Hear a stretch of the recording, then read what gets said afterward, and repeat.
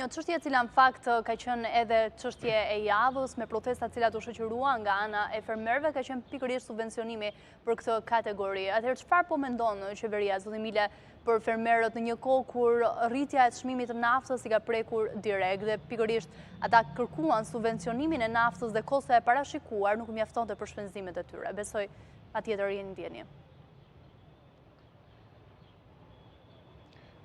Patjetër, duke qenë se vide nga një qark bujqësor. Por anëherë ne duhet të kuptojmë që politikat e subvencionit në bujqësi dhe paketa që ka sjell qeveria për mbështetjen e bujqësisë është një ndër paketat më të mëdha.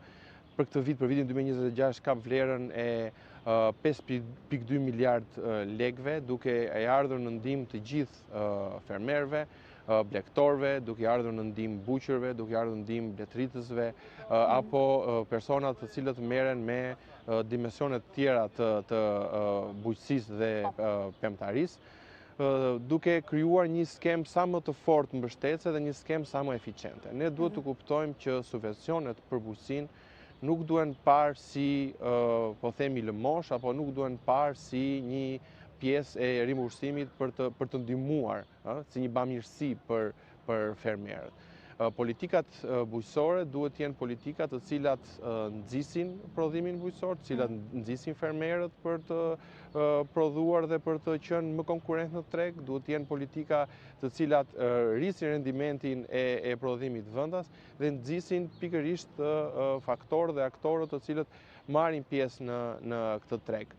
Dhe qeveria ka sjell një paket të plot, një paket shumë të gjerë, duke ushtrirë në të gjitha dimensionet që mbulon sektori i bujqësisë dhe duke dashur ta bëjë atë më rentabël.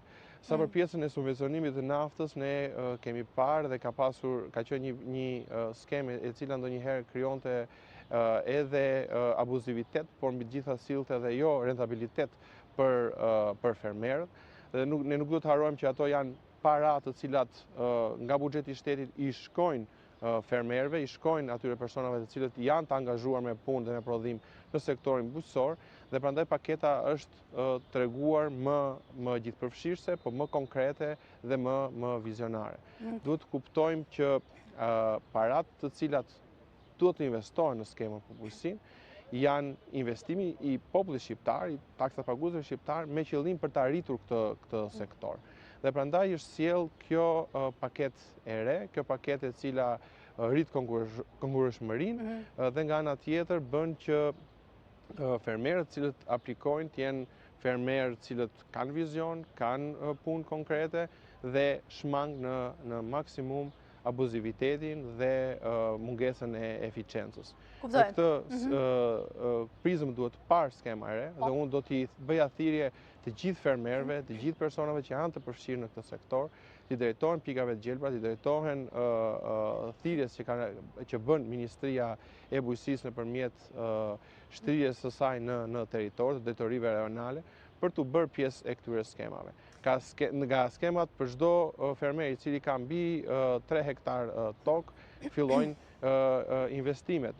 Ka mbështetje deri në 100% për të gjitha ndërmarrjet e përbashkëta bujqësore, duke bërë që fermerët të rrisin bashkëpunimin ndërmjet tyre, të rrisin prodhimin, por në të njëjtën kohë edhe cilësinë, të përballojnë kostot dhe në këtë lloj mënyre nëpërmjet nxitjes së këtij bashkëpunimi do të rritet edhe rendimenti. Prandaj në këtë lloj prizme ne duhet ta shikojmë skemën e re bujqësore. Ne nuk do ta shikojmë skemën a u subvencionuan nafta apo a morën fermerët një subvencionim në para për të mbijetuar në veprimtarinë e tyre prodhuese. Unë nuk mendoj që ne duhet të bëjmë subvencione sepse bujqësia është një sektor mbijetese.